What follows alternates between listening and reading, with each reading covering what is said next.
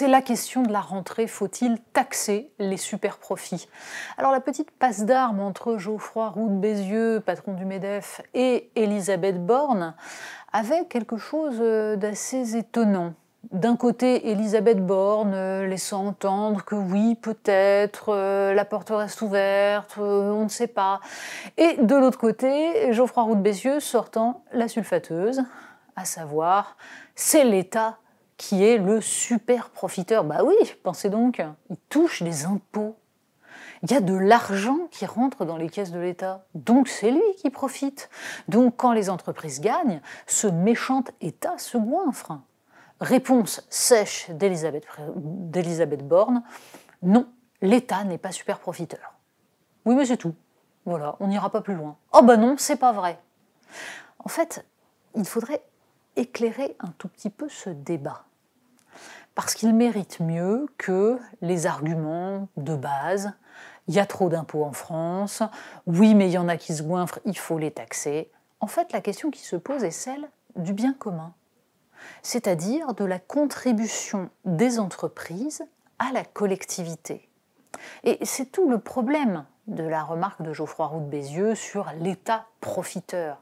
L'État ne profite pas, car l'État, ce sont les citoyens. C'est en fait la collectivité. Toute la différence donc avec des profits que font des entreprises, c'est-à-dire des entités privées. Donc quand l'État gagne de l'argent, parce que la conjoncture lui en fait gagner, par exemple les taxes qu'il perçoit sur les profits faits à cause de l'inflation, la seule question à se poser, c'est ces taxes sont-elles trop importantes par rapport aux besoins de l'État? Visent-elles les bonnes personnes?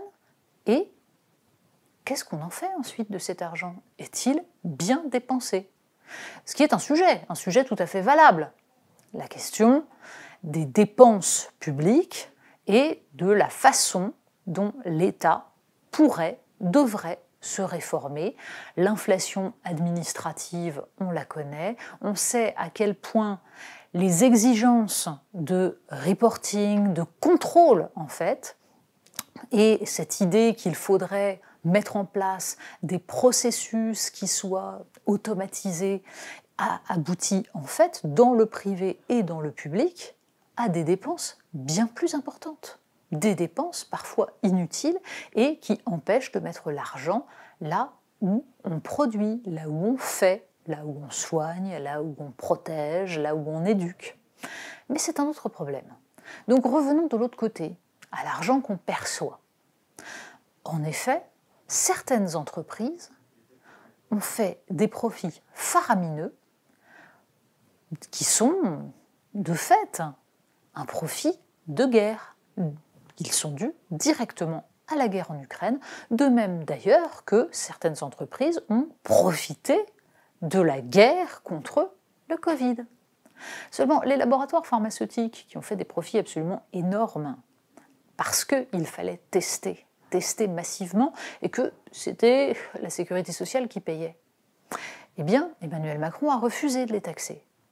Et là, même si Elisabeth Borne explique qu'elle n'est pas complètement fermée à cette idée, on sent bien que ça va être très compliqué. Or, les entreprises d'énergie sont taxées dans d'autres pays pour ces surprofits. Alors c'est plus facile en Grande-Bretagne, il suffit de taxer la production, puisqu'en fait la Grande-Bretagne produit des hydrocarbures, de l'énergie. Nous, évidemment, on ne va pas taxer sur la production de Total, puisque ce n'est pas en France, ça ne marchera pas. Et c'est d'ailleurs pour ça que Total ne paie pas d'impôts sur les sociétés en France. Alors, Total paie d'autres impôts, 1,8 milliard d'impôts, en effet tout à fait légitimes, mais pas l'impôt sur les sociétés. Il reste Engie, EDF, etc. Mais encore faut-il identifier clairement les profiteurs de guerre. L'Espagne, par exemple, taxe les entreprises d'énergie, mais aussi d'autres entreprises dont elle estime qu'elles peuvent rentrer là-dedans. Et de fait, les transporteurs auraient pu être taxés au moment du Covid, quand le prix d'un conteneur a explosé littéralement. De même, on peut considérer que les banques, qui commencent à s'enrichir largement grâce à l'augmentation des taux d'intérêt, pourraient contribuer davantage.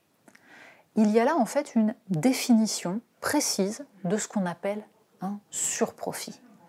Peut-être aussi faudrait-il réfléchir, et c'est la proposition de Laurent Berger, à faire contribuer aussi les plus hauts revenus. Mais ça, c'est une vieille lune. Ça fait longtemps que certains plaident pour l'ajout d'une autre tranche d'impôt sur le revenu, pour différents mécanismes qui permettraient de faire contribuer davantage les plus riches. De fait, nous entrons dans une période difficile. Inflation, récession peut-être. Si l'on veut que la société tienne, il faut que ceux qui gagnent le plus contribuent le plus. Il va falloir rééquilibrer. On ne pourra pas se contenter de petits bonus, de ristournes accordés gentiment par Total à la pompe parce qu'on lui a demandé s'il voulait bien donner un pourboire. Il va falloir repenser totalement la solidarité nationale. Mais ça ne pourra se faire que si, d'autre part, on réfléchit à la façon dont tout cet argent est dépensé, et il doit l'être dans ce qui est opérationnel, dans ce qui sert la collectivité et dans ce qui permettra de construire, de prévoir l'avenir, c'est-à-dire des investissements dans des filières industrielles pour enfin relocaliser et recréer concrètement de la richesse.